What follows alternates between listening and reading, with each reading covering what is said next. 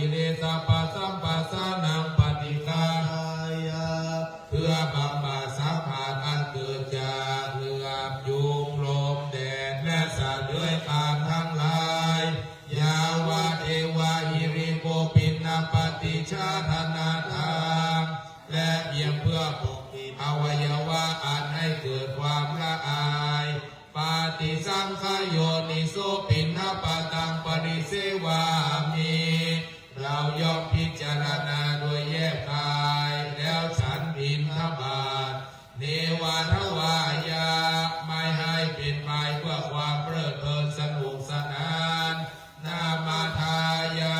ไม่ให้เป็นไปเพื่อความเมามานเกิดกำลังพลังทางกายนามันธนายาไม่ให้เป็นไปเพื่อประดับนาวิปุสนายาไม่ให้เป็นไปเพื่อตกแต่งยาวะเทวาอิมาสกายาสติติยาแต่ให้เป็นไปเพียงเพื่อความตั้งอยู่ได้แห่งกายนี้ยาปนายาเพื่อความเป็นไปได้ของอัตภาพวิหิงสุปรติยาเพื่อความสิ้นไปแห่งความลำบากทางกายธรรมจริยาโลกหายาเพื่ออนุเคราะห์แก่การประพฤติพรหมจรรย์อิติปุรานันจะเวทนาปฏิอาคามี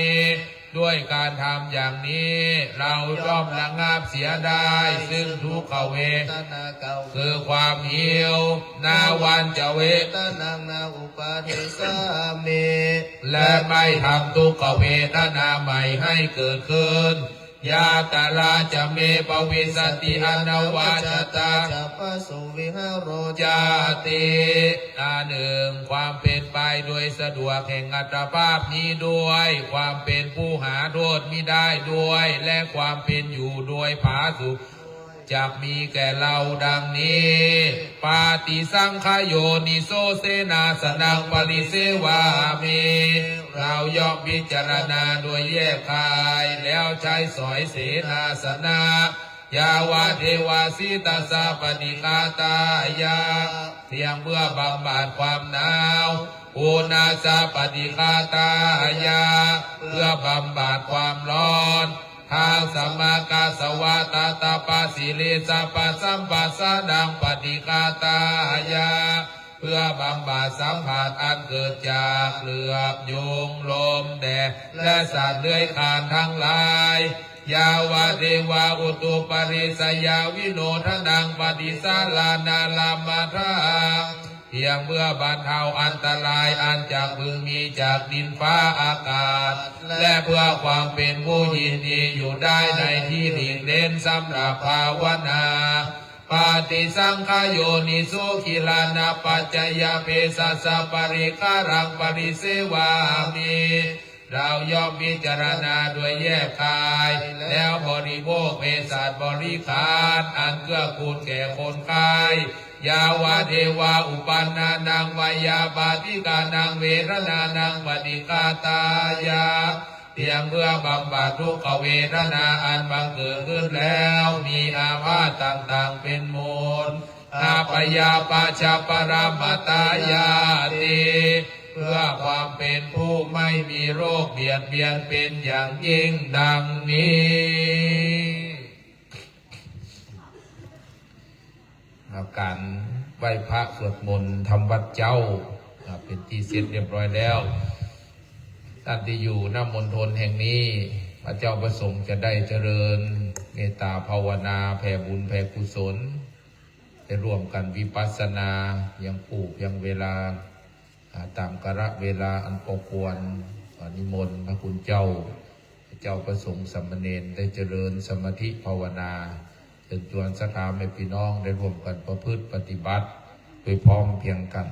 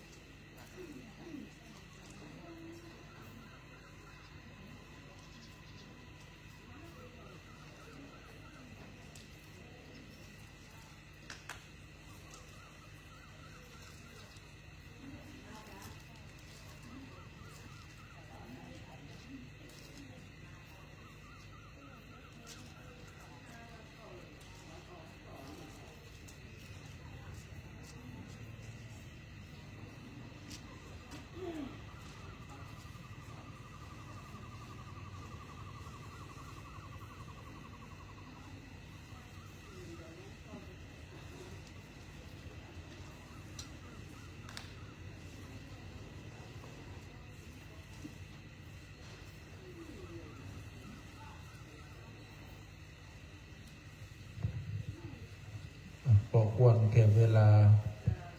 ท่านทั้งหลายก็เดี๋ยวพระเจ้าประสงค์จะได้แผ่กุศลหยาดน้ำเน้นเอาน้ำขวดน้อยไปขึ้นไปหยาดน้ำอยู่ตะลุงขยับน้ำขวดน้อยเอาไปเลยเน้นกับครูถูกเลย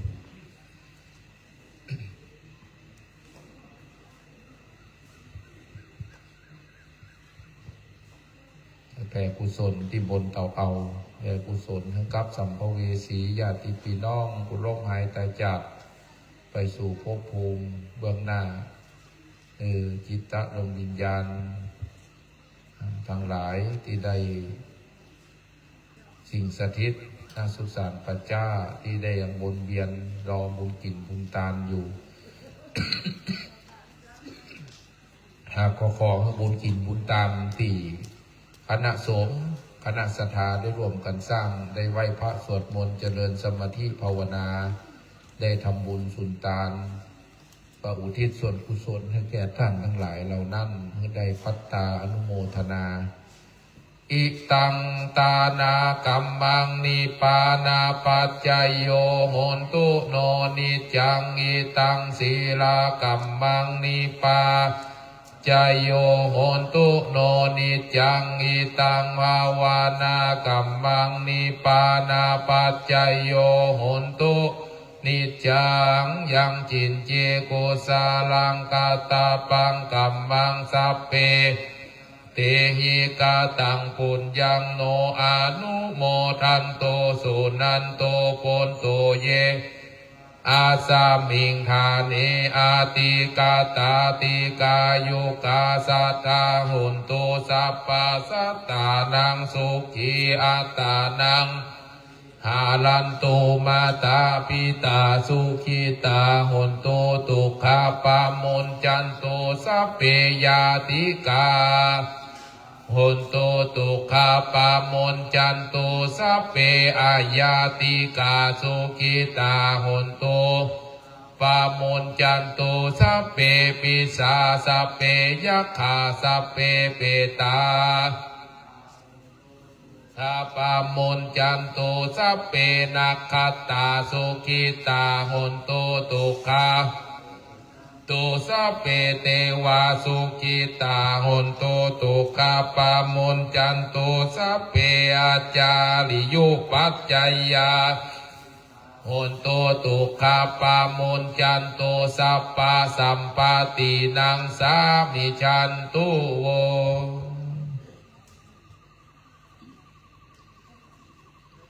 ปันตามิพุทธังสัพพะเมโตสังฆามาทาเมวันตามิธัมมังสัพพะเมโตสังฆามาทาเมพันเตวันตามิสังฆังโตสังฆามาทาเมพันเตวันตามิกาโลโอปาชาอาจาริเยสัพพะเมโตมาทาเมพันเตวันตามิกัมมาทานังสัพพะเมโตสังฆามาทาเมพันเตวันตามิอาราเมปัตตาสีมายังสัพพะเมโตสังฆามาทาเมพันเตวันตามิจิตสัพพังสัพพะตาเนโสปาติติตาสาริราธาตุมหาโพธิงกุณฑาโลกาลาสักกาลังกาโลกิเทวะโลกิภัมมาโลกิจัมโพธิเปลังกาลิเปสานิลาธาตุโยเกสาธาตุโยอาลาหันตาธาตุโยเจติยังกันทาคุติงจตุลาสิติสังหาเสธัมมากันเทสัพเพสัมปตาเจติยังอาหังวันตามิสัพพะโส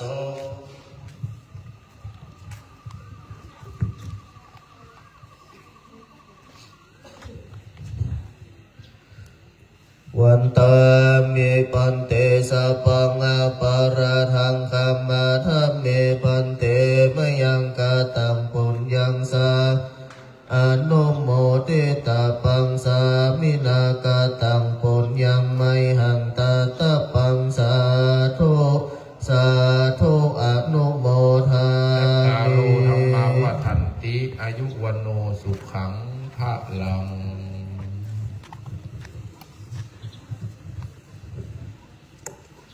ขออนุโมทนากับครูบาอาจารย์พระเจ้าประสงค์ทุกรูปได้เจริญเมตตาภาวนาไหว้พระสวดมนต์ทำวัดเจ้าทำวัดเย็นแล้วก็รับบิณฑบาตจากศรัทธาวันนี้เป็นวันสุดท้ายก็คิดหวังว่าศรัทธาคงจะมากันนักกันหลายสามเณรเก็บนี่ก่อนไอ้น้อยนิ้วทองคำมาอดีตคือถ่ายภาพรวมไปก่อนขอจัดสถานที่นี่ก่อนเอาก่อนที่ศรัทธาจะมานักเก็บเก้าอี้เก็บที่นั่งก่อนแล้วก็เดี๋ยวน้ำมาอย่างไปเก็บยาไปก่อนแล้วก็เดี๋ยวมาถ่ายรูปด้วยกันที่มณฑลครูบาอาจารย์เข้าไปไหนเถอะถ่ายรูปด้วยกันที่หน้าเนี่ยที่หน้าป้ายเนี่ยจะได้เก็บบันทึกไว้เป็นอนุสรณ์ไว้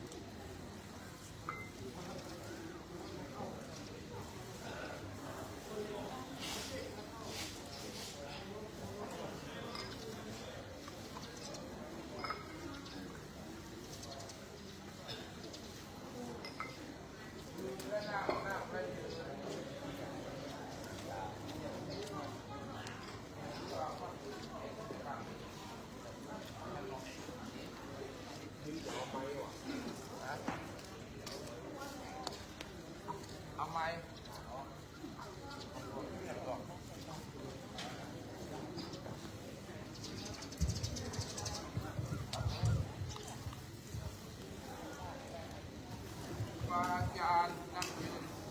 ยืนนั่ง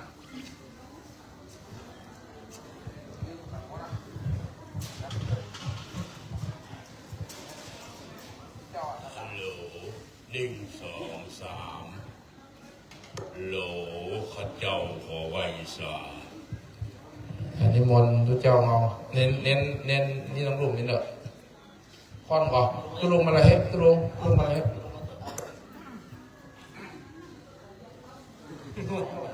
อันเดียวกันเนอะบ้านน้อยเอาบ้านน้อยเข้าให้ก่อน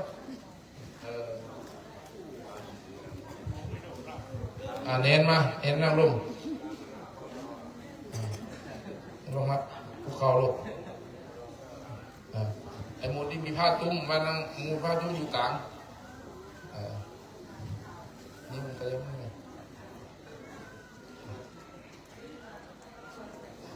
มันได้ผมเขียวนี่หลบมันอยู่บนผมเขียวนี่ผมขอย้ำมา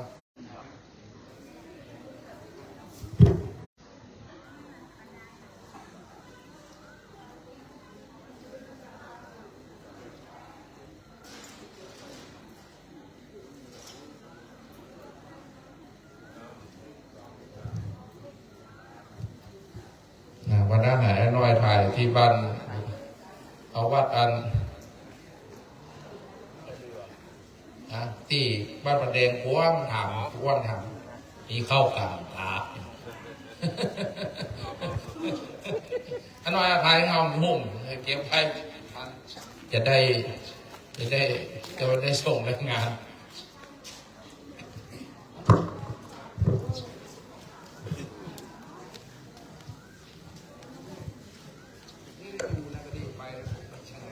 เลขาพี่ครับขอมากำเดิมพี่เบียร์ เอาคิวเอาโคตรมากับเด้อวันนี้ใครหัวม่วนเฮ้ยวันนี้มาควายไม่ได้เข้าไปทำพิธีร่วมทำวัดสวดมนต์ด้วยไปมาจองมันนี่ปากใสนี่ ตามที่เจตนาไหวสาครูบาอาจารย์พระเจ้าประสงค์วงศ์สามเณรทุกรูปทุกตนนะครับวันนี้ก็บรรดาพี่น้องศรัทธาสาธุชนเฮาได้เดินทางมาร่วมกันในการทำวัดสวดมนต์ตอนเจ้าสุดท้ายวันนี้ก็เป็นวันอาทิตย์พ่อแม่พี่น้องศรัทธาสาธุชนที่กำลังหาข้าวหุงแกงมาพี่เบียร์พี่เบียร์คิวอาร์โค้ดเลยครับที่ตัวเบียร์เลยเลขาเจ้ามันตำบลเฮาได้มีบริการพี่น้องเลขแรกนี่ได้เลยครับนั่นเชิญเด้อพี่น้องศรัทธาสาธุชนเด้อ10 เล่ม10 เล่มบัตรเลี่ยมใบแคม10 เล่ม20 เล่มบัตรเลี่ยมใบเข้า10 เหล่า20 เหล่าบัตรเหล่าเรียนเกียง10 เสียง20 เสียงบัตรเสียงแมงวาง10 จ้าง20 จ้างบัตรเจ้าจ้างเอราวัณ10 วัน20 วันบัตรวันที่18วันนี้วันเดียวตะวันสวัสดิ์เป็นน้อยเดียวบัตร972แล้วหอบ971นะแต่ว่าบอกเขาแล้วนะ971นะแต่ไม่เป็น972ไปอ่ะนะสมมติมินนี่นะครับพี่น้องเขามาเล่นเด้อปล่อยแม่เด้อวันนี้คนจดตั้งไรพวกนี้นะครับเด้อคนจดเอาแม่พวกนี้แม่เด้อตีจุ๊บเบียร์เลยนะครับพระจงศึกงานคณะกรรมการมาช่วยกันจดเอาและนามและชื่อได้นะครับเด้อพ่อแม่พี่น้องศรัทธาวันนี้นะสทสลิงก็มาเขียนหนังสือช่วยกันนี่ละเขียนชื่อเขียนเรื่องนามจำตู้หมดเลยนะครับอีกพ่อแม่ไผ่บุญแจบาท108เนชุดรัตนกษัยไปเลย10 บาท20 บาทผมมีแบงค์ร้อยผมมีแบงค์20ก็ลวดกันไปเลยแม่ วันนี้เขาจะให้จะหอมร้อยเขาจะแถมนี่เพื่อไว้ไผ่ทำบุญ100ก็จะแถมบาท108เพื่อ1 ชุดเด้อวันนี้นะรอบแรกแจกแถม พี่น้องเฮาเนอร์เดินเชิญนะครับได้ชื่อแหกมานวันนี้ก็ขอ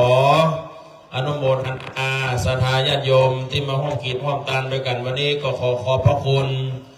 โดยน้ำจิตน้ำใจของคุณพ่อเหลาแม่บุญแม่อุ้ยบุญเขื่อนวงวินพระเวทเหลาแม่อุ้ยบุญเขื่อนวงวินบ้านปงประเอื้องห้องกีดห้องตานกับตนกับตัวไว้ไปภาคหน้าแหม100 บาทท่านั้นใหม่มีปัญหาวรไม่รัตนามาภาคบ้านปงประเอื้องร่วมทำบุญตานไว้กับตนกับตัวแหม100 บาทท่านั้นก็ใหม่มีนายถาวรรัตนาตานไปหาพวกเกิดไม่เกิดเจ้ากรรมในเวรสัพพวสัตทั้งหลายเห็น200 บาทพ่อแม่พี่น้องศรัทธาสาธุชนเฮาท่านทั้งหลายที่ได้เดินทางมาร่วมกันวันนี้ก็ขออนุโมทนามากินมาตามด้วยกันเข้าโศสานกรรมเจ้าสุดท้ายในของการประพฤติวัดปฏิบัติธรรมคณะสงฆ์วัดตำบลแม่ปูคาเฮาร่วมด้วยช่วยกันกับน้องเทศบาลตำบลแม่ปูคาชมรมกำนันผู้ใหญ่บ้านผู้สูงอายุคณะศรัทธาวัดประสักน้อยวัดปงประเอื้องเฮาเนาะพ่อแม่พี่น้องเฮาวันนี้ได้มาห้องกินห้องตานด้วยกันนะพี่น้องศรัทธาหน้าบุญแต่ตักจ้องจักมหามูลศรัทธามากาเขตบ้านได้มาร่วมกินร่วมตานด้วยกันอย่างคึกคักห้องเงิน10ห้องเงิน20แบงค์แดงแบงค์500แบงค์ปันที่เป็นเจ้าภาพกำแพงก็ดีนะพี่น้องเขาจะได้สร้างกำแพงเทพื้นคอนกรีตไผ่หอม200มารับของที่ระลึกได้เลยก็คือบาท108ครับ วันนี้เขาจะขายบาท108100ก็ขายเฮือละ20ก็ขายเฮือละ10ก็ขายเฮือละเพื่อจะเอาไปบูชาคุณพระพุทธเจ้าอีพ่ออีแม่เฮาที่มาห้องกินห้องตานด้วยกันวันนี้ขอบคุณอนุโมทนาพ่อกำนันสำริดแม่กำนันสังวานว่าที่100 ตรีปักธงชัยนางพิมพิกานามแสงพร้อมด้วยครอบครัวตานไปหายังนางสาวกนกวันนามแสงบุตรสาวผู้ล่วงลับไปขอเฮือฮ้อนก็เฮือได้อาบญาติก็เฮือได้กินขอเฮือบุญกินบุญตาน อย่างนี้ประจุประจอดรอดเถิงเติมตันดวงวิญญาณของต้านจุมารับส่วนบุญกุศลแห่ง1,000 บาทก็ขออนุโมทนาอีพ่อเนอสาธุนะครับมาเนอพ่อเนออ้าวเล่เข้ามาเด้อพี่น้องศรัทธา2 เครื่องบินกับมินนี่อยู่เนอวันนี้ขอบคุณอนุโมทนาคณะศรัทธาสาธุชนใหม่มีป้าน้อยแก้วเด่นเด็กชัยแดงพร้อมด้วยครอบครัวตามไปหาป้าอุ้ยกับแม่อุ้ยชัยแดงและลูกหลานทุกคนนี่ก็ตามไปถึงก็พวกกำนันจินดานางดาราพ่อหนานวิชัยชัยแดง100 บาทและก็ตามไปหาป้าอุ้ยตาลแม่อุ้ยหมวกนายพัดและนางสาววีรวรรณคาจอตาจ้อเนาะเห็น100 บาทเป็นรองกับอีก200 บาทขออนุโมทนาขอบคุณพี่น้องศรัทธาสาธุชนเฮาที่ร่วมกินร่วมตามกันกระหมายมีพ่อประสงค์แม่อัมพรกิตติตื้อร่วมทำบุญตามไปถึงดวงวิญญาณของแม่แสงแก้วตุ้ย40 บาทเพราะฉะนั้นบุญกินบุญตามเป็นน้องศรัทธาสาธุชนเฮาก็เดินเชิญได้นะครับเด้อแต่พอมีแล้วเนาะ100 บาทนะพ่อเนาะอนุโมทนาพ่อสมบูรณ์แม่ทองสีเนาะแม่ทองสีชัยเทพตามไปหาเจ้ากรรมในเวรพ่อเกิดแม่เกิดพ่ออุ้ยแม่อุ้ยหวานเนาะพ่ออุ้ยแปลงเนาะแม่อุ้ยหวานนี่เนาะแล้วก็ตามไปหาแม่โบเก็ตพ่อน้อยสอนประกอบกิจตามไปหายังพ่ออุ้ยกถานี่เนาะแม่อุ้ยปันเนาะแล้วก็ป้าน้อยมาแม่มามูลชัยเทพเห็น100 บาทนะครับขอบคุณอนุโมทนาศรัทธาญาติโยมที่ได้มากินมาตานี่พ่อแม่จดอะไรมายื่นหน้าซองแล้วพ่อแม่ก็มายื่นมือทุกเจ้าประกาศอนุโมทนาบุญกุศลไปถึงดวงวิญญาณของผู้ล่วงลับไปฮอนก็อันโอนได้ครับโอนนั่นได้อีพ่ออีแม่เนอศรัทธาญาติโยมท่านั้นไม่มีนางจันทร์ฟอมมโนคำตานไปหายามพ่อปันแม่สีวงอินผู้จุติตายสู่ปรโลกไปหน้าขอบุญกินบุญทานอย่างนี้ได้มาร่วมกันกระทำบุญวันนี้ก็ขออนุโมทนาแห่ง60 บาทนะครับเนออีพ่ออีแม่มากินมาทานโดยการก็ขออนุโมทนาที่เขาได้ส่วนกุศลผลบุญตามก็ขอให้บุญกุศลอย่างนี้ประจุประจอดประรอดเป็นถึงที่หมายของพี่น้องศรัทธาญาติโยมตั้งหลายได้กินได้ทานนอกผีแต่เก่านอกมนอยู่สุสานปัจจาก็ขอเพื่อรับเอาส่วนบุญกุศลท่านั้นไม่มีนางสาวบุราวันรุ่งราวันมโนคำพ่อตันไปหาพ่อนิวัฒน์มโนคำเห็น40 บาทอันนี้ขออนุโมทนาศรัทธาญาติโยมที่ร่วมกินร่วมทานด้วยกันวันนี้นะครับครับผมเนี่ย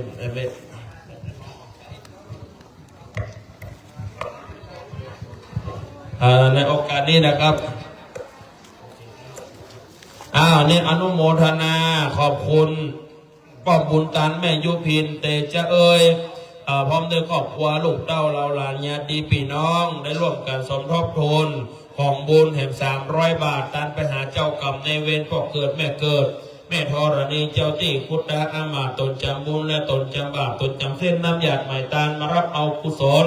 พระนำบุญตานอย่างนี้ของบุญกินบุญตานที่ได้กระทำบุญถวายตานไปถึงยังดวงวิญญาณของป้าอ้ายแม่คำแม่จัดเตจะตานไปหาแม่อุ้ยบัวคำเดชะเนาะแล้วก็ตัดไปหาพ่ออินสมนายสิทธิชัยเขื่อนวงเวียนในอนุชาปีกใจของได้รับเอาส่วนบุญกุศลพระนำบุญตานอย่างนี้ขอให้สมกับปรารถนาไปจุเมื่อจุยามนะครับเมื่อได้กินได้บริโภคโอ้กินบุญตานไผ่โบดไปถึงและดวงวิญญาณของผู้วัยชนนั้นจุงจับมีเตียงแต่ดิลีท่านั้นไม่มีพ่ออินเหล่าแม่บุญเขียนวงวินจับตานเป็นเทวบุตรเทวดาพ่อเกิดแม่เกิดเจ้ากรรมในเวรผู้ที่บุญกุศลไว้กับตนกับตัวเสวยไปหน้าและฝากบุญกุศลอย่างนี้เทเพื่อนขอรังกีดแห่ง200 บาทจะขอตานไปถึงยังดวงวิญญาณของป่อมูลแม่แดงเขื่อนวงวินดับพนันทาแม่สุตานไปถึงยังเจ้ากรรมในเวรผู้ที่ถึงแก่กรรมสู่ปรโลกไปหน้าขอมารับเอาส่วนบุญส่วนกุศลพระด้านนบุตรตานอย่างนี้ขอบคุณเนออีพ่ออีแม่นะครับเนอเอาทุกปีเลยนะครับแม่เนาะแล้วขอบคุณที่เอาพ่อตาเอา2 พ่อป่ามาให้มาห้อมกันนะครับ เจิญจนไม่ให้เนิ่นๆก็ขึ้นมาได้เอามาวันนี้ก็ได้มาแล้วก็เจิญอนุโมทนาลูกหลานป่ออินเหล่าแม่บุญเขื่อนวงวินจัดการไปหายามป่อมูลแม่แดงเขื่อนวงวินป่อนันทาแม่สุแดงกำนายอินสมนายสิทธิชัยเขื่อนวงวินและนายอนุชาปิงใจก่ออนุโมทนาศรัทธาญาติโยมที่ร่วมกินร่วมทานกันวันนี้บุญกินบุญตาลเทพื้นคอนกรีตก็ขออีป่อยแม่มีเงินมีคำเนอมีที่อยู่อาศัยพวกนายจัดหน้าจัดนี้ก็ขอให้ได้จัดนี้มาแล้วก็จัดเนาะมีที่อยู่ที่กินด้วยกันเราเป็นน้องศรัทธาอันนี้ก็ขออนุโมทนาศรัทธาญาติโยมนายแสวงนางเดียนนางสาวดารุณีพวงดอกแดงพร้อมด้วยครอบครัวตันไปหาเทวบุตรเทวดาพระเกิดแม่เกิดเจ้ากรรมในเวรแม่ธรณีเจ้าตี้เจ้ากรรมในเวรมารับเอาส่วนบุญกุศลและอุทิศไปหายังพระอ้ายแม่จันนารูปนะสุรังนาคำยอดคำเหลืองพ่อชื่นแม่โบครีนายสมศักดิ์ยศกรยกกรเลิศนายรณชัยยกกรเลิศและก็อินเหลานางสาวบัวจินพวงดอกแดงและนาง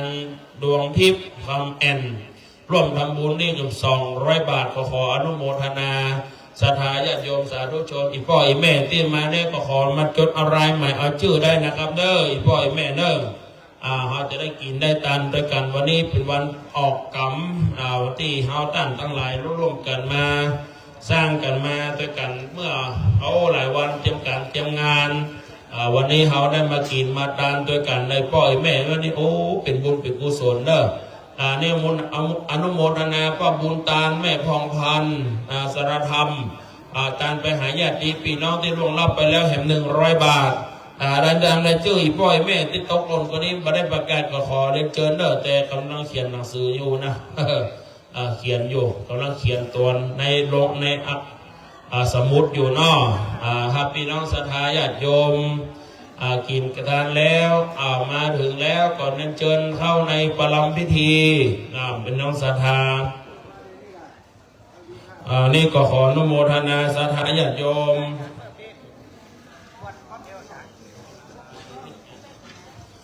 นี่ก็ขออนุโมทนาแม่ฟองรัตฟองเฟืองคำแม่บอกแม่ฟองรัตเฟืองคำพร้อมด้วยลูกเต้าเราหลานญาติพี่น้องจูผู้จูคนน้องถวายเพื่อเป็นการหาเทวบุตรเทวดาก็เกิดแม่เกิดเจ้ากรรมในเวรรับเอาส่วนกุศลบนตานผีแต่เก่าหน่อเมืองเจนเขาขุนเป็นเก้าเจนเขาขุนเป็นแดนแสนเจนเป็นขนาดขอจุงมารับทราบอนุโมทนาหมายมีพ่อชุ่มแม่บุญแม่สมนึกนายทรายคำนายสมบัตินายนิวัฒนายสาครเฟืองคำร่วมทำบุญในวันนี้ของเขาเจ้ารับเอาส่วนบุญกุศลพระนาบุญตานหันต่อหน้าและตามตายามเมื่อมรณามีฉายาเป็นลมและเงา200 บาทคณะกรรมการมีเจ้ามุลศรัทธาพ่อบุญช่วยแม่สุขามเป็นใจพร้อมด้วยครอบครัวญาติกาพี่น้องลูกเต้าเราหลานเกิดใจหอดกดเจอเติงก็ได้ทำบุญตานเห็น200 บาทอุทิศไปหายางเทวบุตรเทวดาแม่ธรณีเจ้าที่เจ้ากรรมในเวรอุทิศบุญกุศลไปถึงยังพ่อแสงแม่นางนายมีนายมณิตมุนศรีและนายสิทธิชัยเขื่อนวงวินพ่ออินสมเขื่อนวงวินขอบุญกุศลนี้ไปจุจอดหอดถึง200 บาทท่านั้นก็ขออนุโมทนานางสาวอรพันธ์เขื่อนวงวินพร้อมด้วยครอบครัวตานไปหาเทวบุตรเทวดาพวกเกิดไม่เกิดเจ้ากรรมในเวรแม่นางธรณีเจ้าที่อุทิศไปหายังพ่ออุทาเขื่อนวงวินก็ขอได้มารับส่วนบุญกุศลเอาพี่น้องเนเนอร์มาช่วยกันให้บาท108กันเด้อบาท108เต็มละขออนุโมทนาตานไปนางสาวอรพันธ์เขื่อนวงวินตานไปหาเจ้ากรรมในเวรเจ้าเวรในกาเห็น100 บาทท่านนั้นหมายมีนายวันรบนางจันดีทาอินนางตานไปหานางมนพรพวงสวรรค์ผู้ที่ถึงแก่กลับไปแห่ง100 บาทท่านนั้นหมายมีนางสาววชิราพรจตุมาในน้องตานไปหายานางวรัญญาจตุมาแห่ง100 บาทขอบุญกินบุญตานผายโผดเอาดวงวิญญาณไปรับเอามารับเอาส่วนบุญส่วนกุศลพระด้านน้ำบุญตานอย่างนี้ก็ขอให้สมกำพาธนาปัจจุบันจุยามท่านนั้นหมายมีนางละอกิตติตื้อพร้อมด้วยครอบครัวน้องตะวายตานไปหาปอดดวงคำนวลศรีตานไปหาแม่เงินกิตติตื้อเห็น200 บาท นางนงยาวศรีวิจัยพร้อมด้วยครอบครัวตันไปหายามป้อธนัทจองเพชรและตันไปหาแม่เครุณจองเพชรเห็น200 บาทขออนุโมทนานายสมศักดิ์นางวรรณานางสาวธิดาพรปันตาพร้อมด้วยครอบครัวตันไปหาพ่อศรีแม่ปีแม่ปันปีโอ้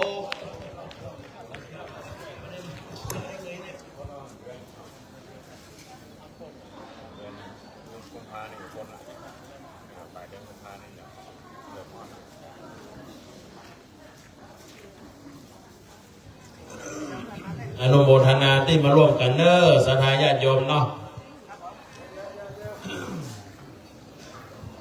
ครับผมอนุโมทนาศรัทธาญาติโยมสาธุชนเนอเดี๋ยวจงพูดกันได้ครับจงด้วยกันพูดกันได้เนาะพ่อแม่ศรัทธามาแล้วก็เชิญโจทย์รายนามและชื่อได้นะครับเนอโจทย์ชื่อโจทย์เรียงงามเสียงต่อเพื่อเจ้าพี่น้องศรัทธาสาธุชนเอาแล้วนายนามและชื่อที่พี่น้องศรัทธาได้มาให้มาหอมกันในวันนี้ขออนุโมทนานายสมศักดิ์นางวรรณานางสาวธิดาพรปันตาตันไปหาพ่อศรีแม่ปันปันแสงแห่ง100 บาทอันนั้นหมายมีนายถาพ่อถาวรแม่เริงแก้วประกอบกิจร่วมทำบุญตันไปหาเทวบุตรเทวดาผู้เกิดไม่เกิดเจ้ากรรมในเวรแห่ง100 บาทท่านั้นหมายมีนายสมบุญนายสมชายนางสุแก้วสิทธิสารพร้อมด้วยนายอนุนายอุดรนายศรีทนอุปนันท์พร้อมด้วยครอบครัวน้องดาวตันเจ้ากรรมในเวรเทวบุตรเทวดาแม่นางธรณีเจ้าที่เห็น50 บาทท่านั้นก็หมายมีพ่อคำแม่คำกันทั้งวงเห็น100 บาทท่านั้นก็ขออนุโมทนาพ่อรานแม่พรธรรมทินพร้อมด้วยครอบครัวตันไปหายังพ่อตาแม่เปงการทัดจีนเห็น100 บาทเจ้ากรรมในเวรเห็น100 บาทขออนุโมทนาเป็นรวมกันเป็น200 บาท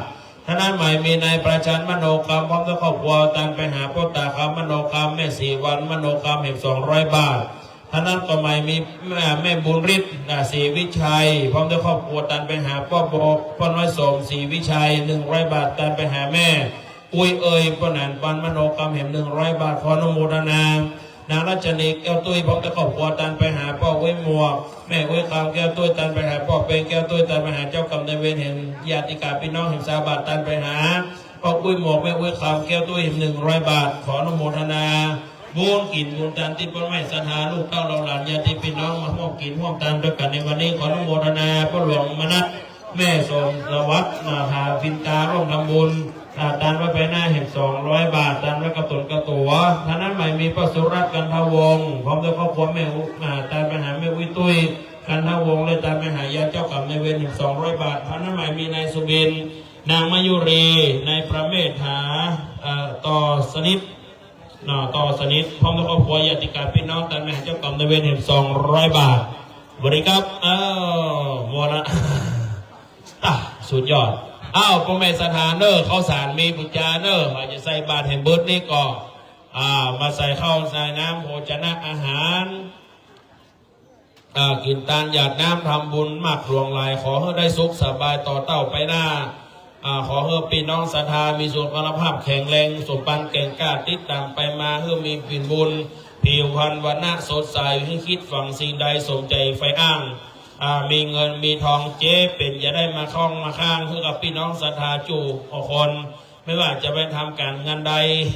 ไม่ว่าจะไปเหนือไปใต้เพื่อได้เงินได้คำได้จังได้ม้าได้แก้วแหวนแสงสิ่งเขาได้มาร่วมกินร่วมทานกันในวันนี้ขอบคุณเนออีพ่ออีแม่เนอหอมซิกหอมแซวเพราะว่ากันขอให้พี่น้องศรัทธามีใจตั้งมั่นด้วยศรัทธาหอมน้อยหอมนักมามีปัญหาตามเจตนาหามาได้เนาะพี่น้องศรัทธาเด้อเดี๋ยวเชิญได้ครับเด้อ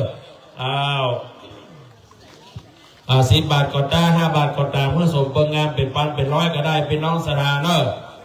มาช่วยมากินมาตานด้วยกันบุญกินบุญตานเขาจะได้ใส่บาตรหยาดน้ำหมายการไว้พบหน้าจัดหน้าเหมือนครูบาอาจารย์เพิ่นบอกไว้ว่ากินตานด้วยกัน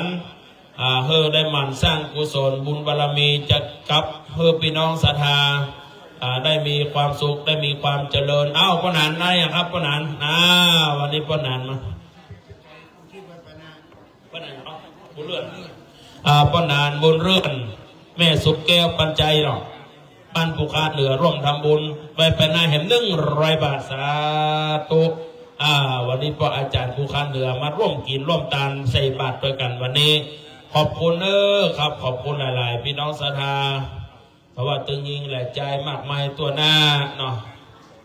ปอน้อยปอนานครูบาอาจารย์เจ้าทั้งหลายที่เดินทางมาร่วมกันวันนี้ได้เดินทางมากินมาทานด้วยกันโอ้วันนี้อากาศดีพี่น้องวันนี้มาเลยนะโอ๊ตอสมมีกันวันนี้อสมมาก่อนอย่างมาน้อยเพียงสมพยาบาลความดันอสมมารอบริการให้พี่น้องศรัทธาวันนี้อสมบริการทุกวันทุกวันพ่อแม่ศรัทธาสาธุชนใส่บาตรพระประจำวันเกิดได้เลยผ่ายใส่บาตรเข้าน้ำโภชนาอาหารแล้วมาใส่บาตรเหรียญพี่น้องศรัทธามาใส่บาตรเหรียญเลยมาใส่บาตรเหรียญช่วยกันพูดจากันไปนะครับพี่น้องศรัทธาห้องกินห้องตานไปชื่อให้เรื่องงานเสริมต่อกันมาได้ครับอันนี้ก็ขออนุโมทนาส่วนบุญกุศลนายเสน่ห์แม่ไพรีพ่อเสน่ห์แม่ไพรีปัญญามุลพร้อมด้วยครอบครัวตันไปหาพ่อหลวงมีแม่หลวงไลกันท่านใจร่วมกันในพันบุญ200 บาทอนุโมทนานะครับบุญกินบุญตานพี่น้องศรัทธาห้องกินห้องตานมาเลยเลขเข้ามาครับเลขเข้ามา เอาชื่อมาเนาะเงินทองสินทรัพย์สมบัติหลักฐานนะพี่น้องศรัทธามากินมาตานเพิ่มบุญไปหน้าปัจจาประกรรมที่เขาได้สร้างได้แปลงนี่เป็นบ้านหลังสุดท้ายของพ่อแม่ศรัทธาหมดนะครับโดยเฉพาะในหมู่บ้านปงประเอื้องกับประสักน้อยนะครับที่ห้อมกินห้อมตานด้วยกัน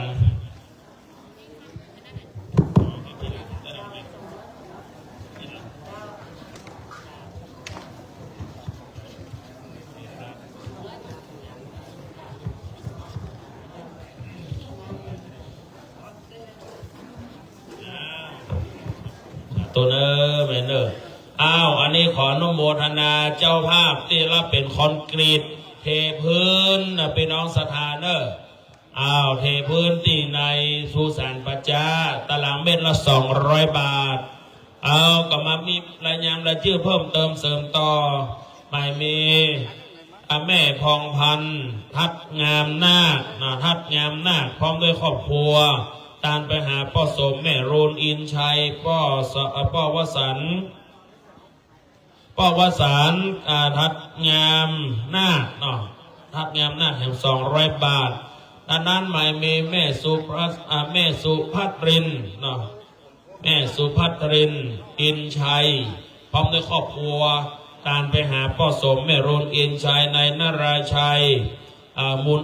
เด็กชายนัทชัยมูลแห่ง200 บาทนายมานิตนางจารุณีเรือนชื่นพร้อมด้วยครอบครัวร่วมทำบุญตานเทพื้นคอนกรีต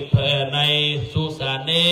พ่อจะขอตานไว้ไปหน้าและอุทิศไปหายังพ่อข้าหลวงคำแม่แสงยี่เรืองพร้อมด้วยตานไปหาพ่อตาแม่เฮือนเลื่อนชื่นพ่อสมแม่รุนอินชัยแห่ง200 บาทท่านั้นไม่มีนายธงชัยเรืองชื่นนางสาววชิรยาต้นฤทธิ์ตานไปไว้ไปภาคหน้าแห่ง200 บาทท่านั้นก็ไม่มีนายนิรุตนายนิรุตตินิรุตนายนิรุต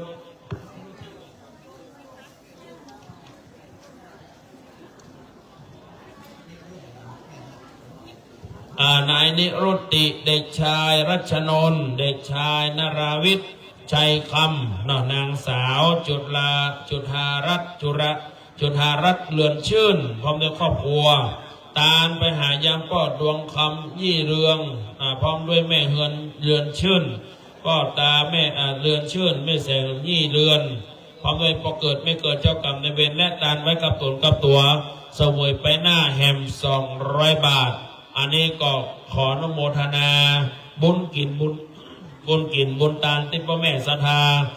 มาให้มาหอมมาบริจาคตานไว้กับตนกับตัวเสวยไปหน้ามีอยู่กินมีอยู่ตานกินก็อย่าได้ผ่านตานอย่าได้กลัวเสี่ยงนะครับพ่อแม่พี่น้องพ่อแม่ศรัทธามากินมาตานกัน อันนี้ก็ขออนุโมทนาส่วนบุญส่วนกุศลพ่อแม่ศรัทธานางพิสมัยกายะพร้อมด้วยครอบครัวตาลไปหาพ่อลันกายะแม่ฟองคำสีแดงแห่ง100 บาทท่านนั้นก็หมายมีชนิดนาฏชัยสถานพร้อมด้วยครอบครัวตาลไปหายายฟองคำผู้ได้ถึงแก่กรรมสู่ปรโลกไปหน้าในการกินกันตานในวันนี้จำนวนเงินแห่ง100 บาทก็ขออนุโมทนาส่วนบุญส่วนกุศลสททรงศักดิ์นางอรชรมุนศักดิ์พร้อมด้วยครอบครัวร่วมทำบุญแห่ง200 บาทตานห้องสุขาเพิ่มแห่งบุญกินบุญตานพี่น้องศรัทธาสาธุชนได้ร่วมอนุโมทนาบุญกินบุญตานเพื่อได้เป็นกุศลเป็นเสบียงถุงห่อเข้าเพื่อกับพี่กับน้องวงศาคณาญาติที่ร่มหายตายจากไปก็ขออนุโมทนาบุญกินบุญตานแห่งเจ้ามุลศรัทธานายอภิชาตินางจรศรีเงินอินตะร่วมทำบุญตานไปหาพ่อสมพรอินเงินอินตะ100 บาทตานไปหาน้องมักเงินอินตะแห่ง100 บาทท่านนั้นก็หมายมีนายพรมพนาพรพนาเนาะพรพนาสุภาหาร่วมทำบุญตันไปหาพ่อไอ้แม่หอมแปลงใจในขยันสุภาหาแห่ง200 บาทนางพัชรีกันทวงตันไปหาพ่อเกิดไม่เกิดแห่ง100 บาทท่านั้นไม่มีนางอัมพายมโนคำพร้อมด้วยครอบครัวตันไปหาไว้ไปหน้าเจ้ากับในเวรแห่ง100 บาทท่านั้นไม่มีนางสรินนางนัทสรินชัยมังพร้อมด้วยครอบครัวตันไปหาพ่อหลวงแสนแม่หลวงปวนชัยมังพ่อโสมแม่สว่างพ่อนานวิชาญนายมิตรชัยมังนี่ขออนุโมทนาอันนี้ราคาตะไดไม่ได้เขียนเนาะท่านั้นก็ไม่มีพ่ออุ้ยหวานกันทวงตันไปหาเจ้ากรรมในเวรพ่อเกิดไม่เกิดแห่ง100 บาทนายบุญรัตน์นางนงกรานเขื่อนวงเวียนตันไปหาต้นลุง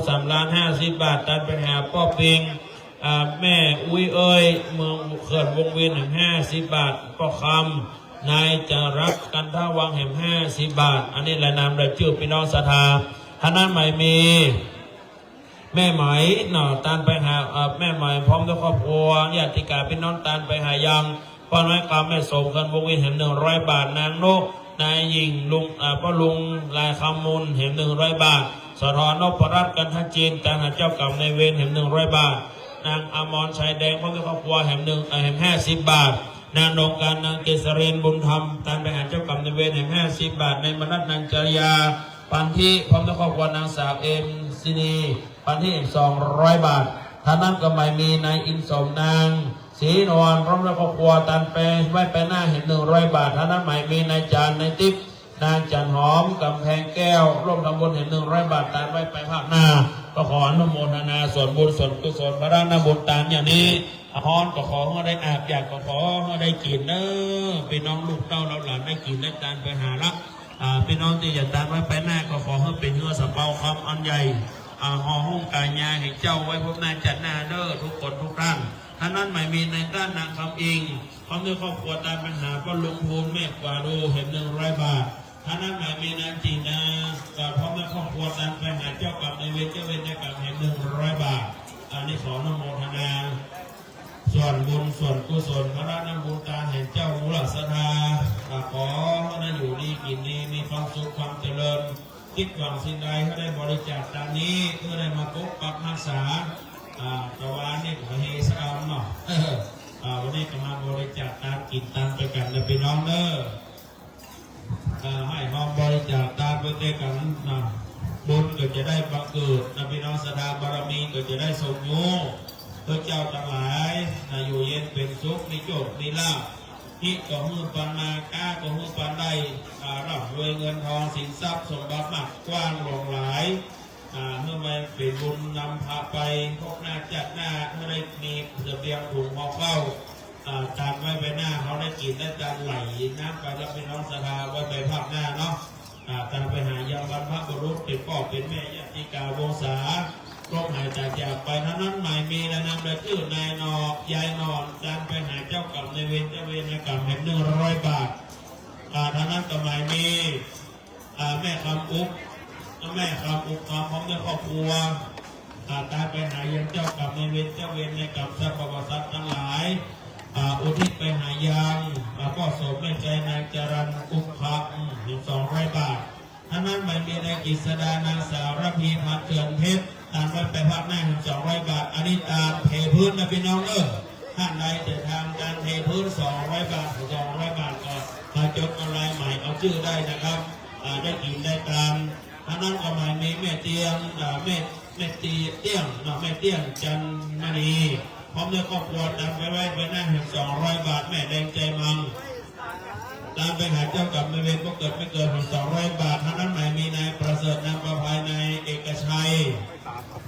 ยี่เรือง200 บาทเพื่อตามไปหายังกวาดไม่ปัดแม่ปันมโนคำตามไปหายังก็ดวงคำแม่แสงนายเกี้ยมา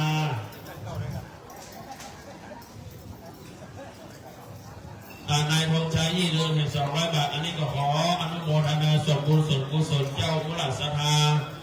ที่ได้กินได้ตามนั้นใหม่มีนายประจวบนางพกาอินคำทำบุญไว้ไปข้างหน้า200 บาทท่านั้นใหม่มีนายประเวศนายประเวศนางเกวันลำปจับปลาทองนี่เนาะหาดานำและชื่อพิมพ์ประกาศได้สูงอาภัยเด้อพี่น้องบ้านภูคำเหนือ200 บาทท่านนั้นก็หมายมีนายสวัสดิ์นางปุ๊คำแสนใสร่วมทำบุญกันไว้แบบหน้า200 บาทท่านนั้นหมายมีนางสมบูรณ์วงอินร่วมทำบุญกันไว้แบบหน้า200 บาทท่านนั้นหมายมี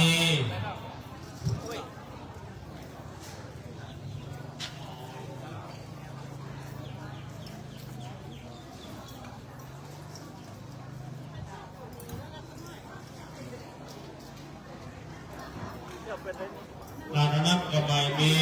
พ่อบานแม่เป่งใจตันร่วมทำบุญการไปหายังพ่อบุญแม่ขัน200 บาทท่านนั้นหมายมีนายพนิดาวงอินพร้อมด้วยครอบครัวตามไปหาพ่อจูแม่เอ้ยวงอินเครือญาติพี่น้องเครือญาติถึง200 บาทท่านนั้นหมายมีพ่อรัตเมลาคำเขียวพร้อมด้วยครอบครัว100 บาทตามไปหาพระเจ้าทั้งหลายไว้ไปข้างหน้าก็ขอกุศลผลบุญทานที่พระแม่ศรัทธามาให้มาหอมมากินมาตามด้วยกันวันนี้ขอเพื่อบุญ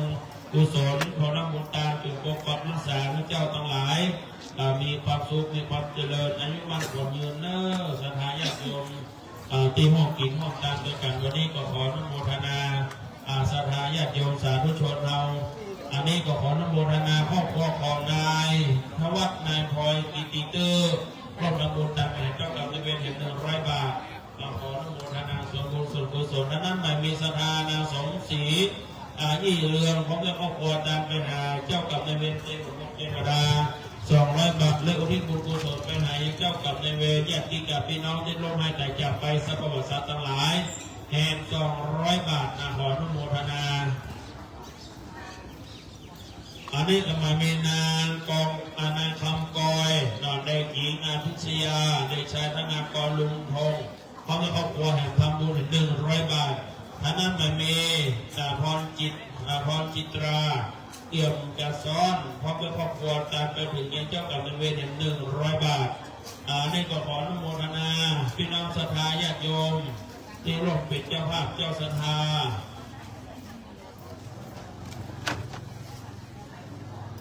นายเฉลิมนรัตดาวันสมพันธ์จันทร์พร้อมด้วยครอบครัวตามไปหายังพ่ออุ้ยหมอยแม่อุ้ยบัวเทพสมพันธ์จันทร์แม่อุ้ยปลาแม่อุ้ยมียี่เรือง100 บาทท่านนั้นหมายมีนางสาวทานตะวันวางอินตะพร้อมด้วยครอบครัวตามไปหาตามมานพจัดตะเอื้อยจัดตะเอื้อง100 บาทท่านนั้นหมายมีแม่เป็นสียี่เรือตามไปหายังพ่ออุ้ยอินสม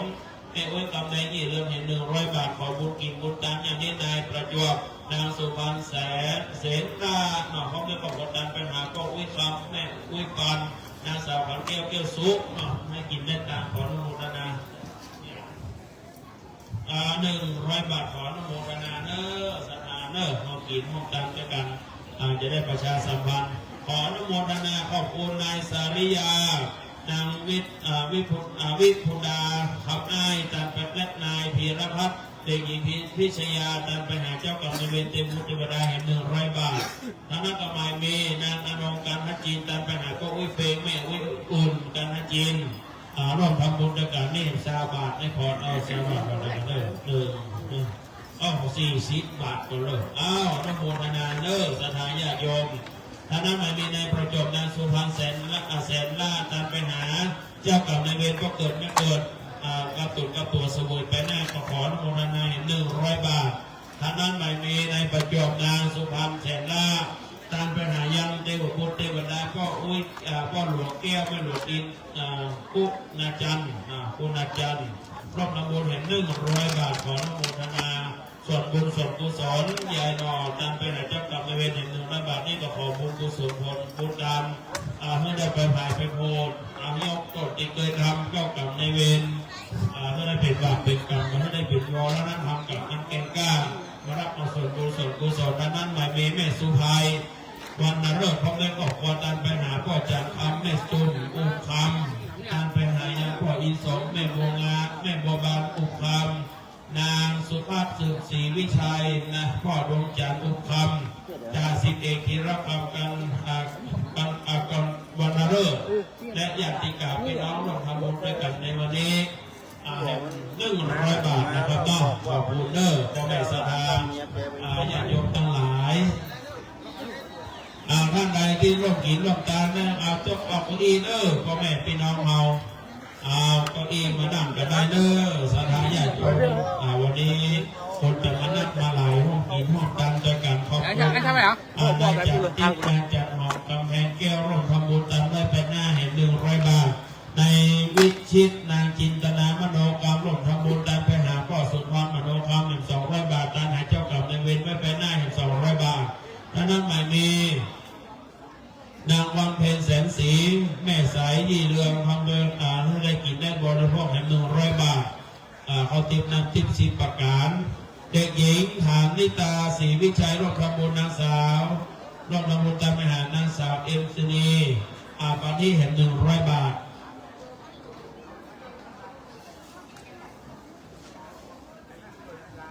ในขออนุโมทนาขอบคุณพ่อริชาน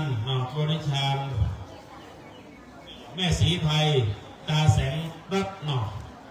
ตาแสงร้อยสุมาอาภัยเด้อโอ้ได้กินได้ทานด้วยกันแห่ง100 บาทตามได้ไปภาคหน้าเนาะอันนั้นใหม่มีป้อนหลวงอุทัยแม่หลวงจิราพรเกี้ยวฟองร่วมทำบุญตามได้ไปภาคหน้าแห่ง100 บาทอันนั้นใหม่มีผู้ช่วยรัชนกเฟืองคำวัดภูคาเหนือร่วมทำบุญตามหาพ่อเกิดไม่เกิดเห็น100 บาทมีกันคนเรียกบอกไปจำตัวพ่อแม่พี่น้องศรัทธา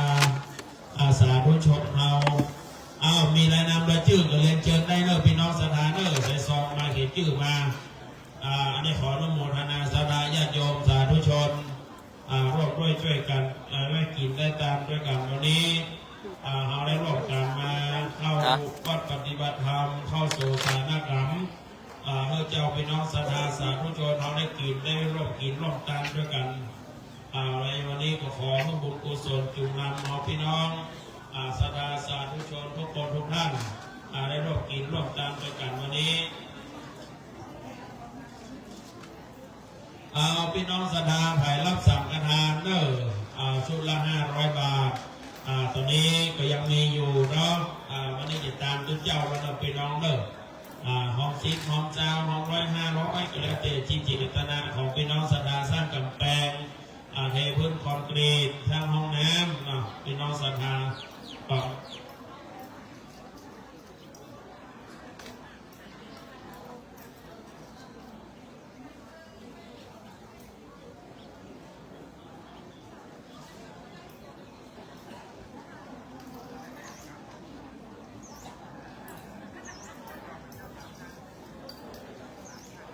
ในโอกาสวันนี้ขออนุโมทนาในสุรพรนายอภิรมที่เดือนวันนี้ต้องทำบุญตามไปหาเจ้ากรรมในเวรเจ้าเวรในการตามไปถึงยังพ่ออุ้ยมีแม่อุ้ยอุ่น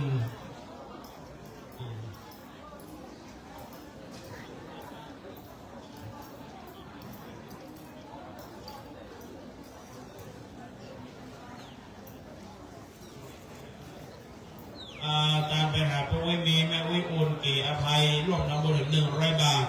ขออนุโมทนาส่วนบุญส่วนกุศลพระนำบุญตานของนายนครนางอัชรยาอัจริยา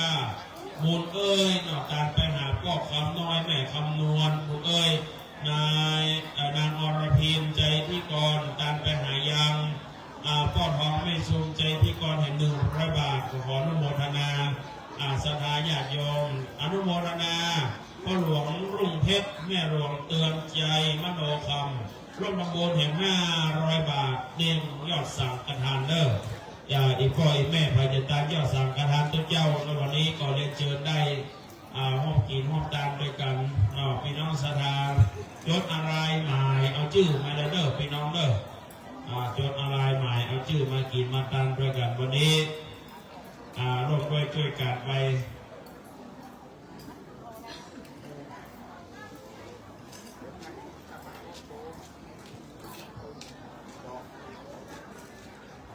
วันนี้ก็ประธานสภาเทศบาลตำบลมิตรคาเราร่วมกันรับสังฆทาน1 ชุด500 บาทขออนุโมทนาเนอะศรัทธาญาติโยมพ่อนันกันดาประธานสภาเทศบาลตำบลมิตรคาในวันนี้ทับเป็นเจ้าภาพยอดมาเป็นเจ้าภาพสังฆทาน500 บาทขออนุโมทนาขอบคุณเด้อพี่น้องศรัทธาญาติโยมสาธุชนพี่น้องศรัทธาขอเก้าอี้เด้อคณะกรรมการบ้านเฮาขอโต๊ะขอเก้าอี้มานั่งเฮาเพื่อจะได้ต้อนรับพี่น้องศรัทธามุ่งตนพี่น้องศรัทธาหลายบ้านหลายจองที่ได้ยินเสียงประชาสัมพันธ์ก็เดินทางมาวันนี้จะเป็นวันอาทิตย์พี่น้องจะตื่นกับกลัวหนาวจะตื่นเจ้ากับกลัวจะตื่นควายกับกลัวบัดดันตี 4 ตี 5ก็ต้องลุกละ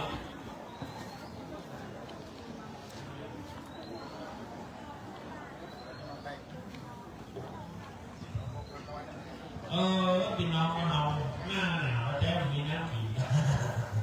หน้ามาสักวันเด้อเดียวเด้อสมานขึ้นมาแล้ว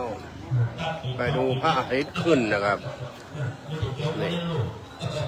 ะมาไม่เอาใจกันไม่ได้เอากลับแล้วมาเอาใจเลย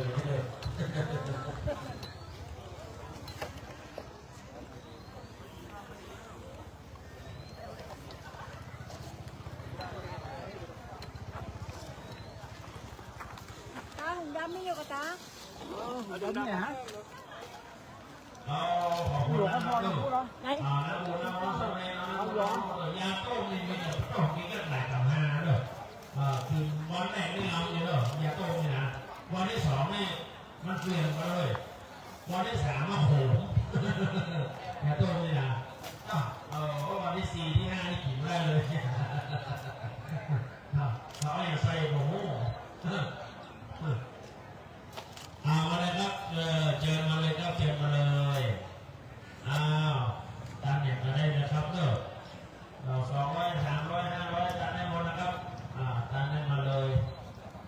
จะกินจะทานด้วยกันขออนุโมทนาสาธุเอาซองพระป่ามาแล้วพี่น้องศรัทธาจากพี่น้องทางบ้านหมู่6มาภูเขาใต้ร่วมด้วยช่วยกันนะครับทำบุญวันเกิดท่านสรจรัญวันนี้ทำบุญวันเกิดให้พี่วันเดย์สมบัติตรงนั้นอะไรครับมาไม่รู้ได้ไหนได้เอาไปเลยแม่ยกไปเลยครับจะไม่ได้การเย็นเลยเนาะครับผมเอาเลยครับในที่หลังในอาภรณ์ท่านเรือนเขาไม่ขอบว่า100 บาทตามไม่ไปหน้านอกนะครับก็ไม่ได้ครบไม่ครบขับตามหาก็หาแม่พี่น้องตามตัวเลยนะครับ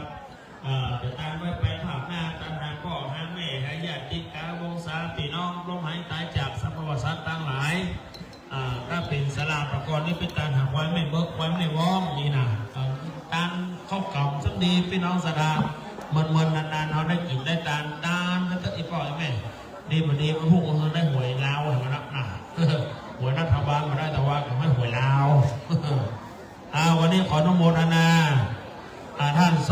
ทจรัญญาประเสริฐร่วมทำบุญ100 บาทเพื่อน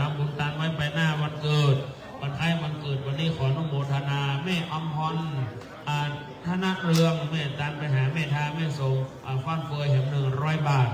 ขออนุโมทนาบุญกินบุญตาเด้อพ่อแม่ศรัทธาสาธุชนวันนี้ก็เวลา7:16 นาทีโอ้รายนามรายชื่อมากันทั้งนักต่อเนื่องในพี่น้องศรัทธาขอบคุณอนุโมทนาเนาะสาธุขอบคุณแม่จันสอนทิพยาเมธากุลร่วมทำบุญตานมาเจ้ากรรมในเวรแห่ง100 บาทได้ครับตานมาเลยเดี๋ยวเลยครับแล้วก็ตานไปหาพ่อหลวงแก้วแม่หลวงอินตานไปหาพ่อพูนแม่จำปี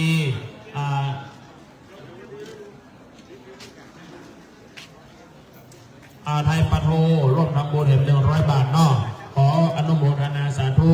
ตานน้ำปานะมาไม่น้อยเนี่ยอีแม่พยาตานน้ำปานะแห่ง100 บาทขอบุญกินบุญตานจุงปกปักรักษามีโชคมีใจชนะป่าแป้ข้าศึกสัตตโลหมู่ปัจจามิตรที่สินไทยโอ้อีกะอีพ่ออีแม่มาเตะมาว่าดูมีการน้ำแต่ว่าในจอประกาศลำซองข้ามโอ้แต่ว่าไม่ว่าจอประกาศเหมาะขนาดนี้นะพี่แก่ก็จอมา2 วันกันนะวันนี้ก็แล้วว่ามีอยู่ก็ทราบประกาศเนาะวันนี้เนาะไม่บ้านวันนี้มันออกกำน่าจะเป็นประกาศจอแต่ว่าวันจอประกาศโอ้น้ำพริกจกจอประกาศชิ้นทอดเป็นเรื่องตัวเจ้าอย่างดีเนาะโอ้บุญกินบุญตานบารมีทรงมีตีเนี้ยพี่น้องเข้ากับบ้านเฮามันดึงหวนดึงงานกันรักษาหิมไว้ประเพณีไว้เนอลูกหลานจะได้หูว่าไปเข้ากับที่นี่ไปเข้ากับวัดเข้ากับไปเที่ยวอิราสถาไปเจอหูรัศธาลูกหลานจะได้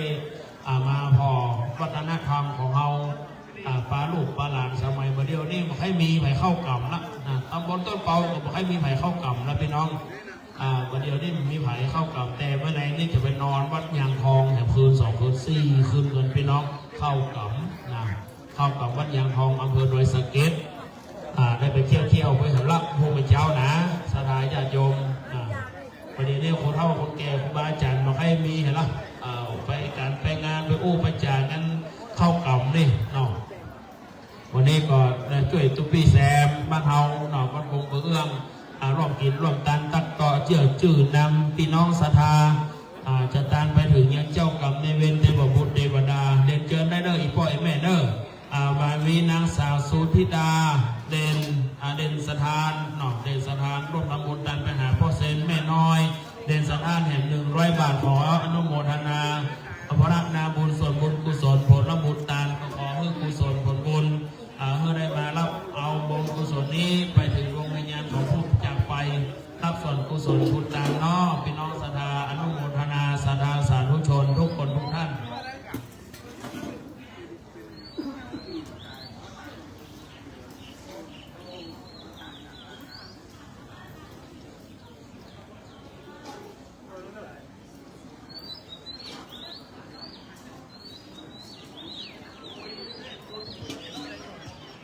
เจอนะครับอีพ่อไอแม่เนอะโอ้วันนี้แม่น้อยไม่เพราะว่ากระลำวันนี้พ่อเก้าอี้ตามผู้หลวงผู้ช่วยสารวัตรเฮาเด้อเก้าอี้แบบปอเด้อเก้าอี้นั่งแบบปอโอ้ของซอเลยมาเก้าอี้เด้อเก้าอี้ไปไหนตอนใดที่วัดที่วากามาเสริมมาเติมอย่างครับเด้อโอ้แต่